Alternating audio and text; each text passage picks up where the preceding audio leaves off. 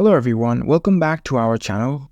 In today's video, we're going to show you how to change your location on the Happn app right from your phone. It's a very simple process and we'll guide you through how to do it. Let's dive right in. First of all, unlock your phone and make sure you are connected to the internet. And download the Happn app if you haven't already. After you download the app, launch the app on your phone. Make sure you've already created your profile. Here I'm already logged into my account. So once you log in, you will see this interface in the app. Here you can see your profile icon at the top right corner of your screen. Tap on it.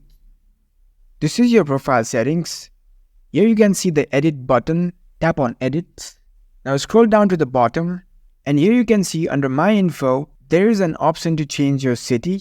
Now in order to change your location, you need to edit this section. So there is a pen icon right next to it. Tap on it.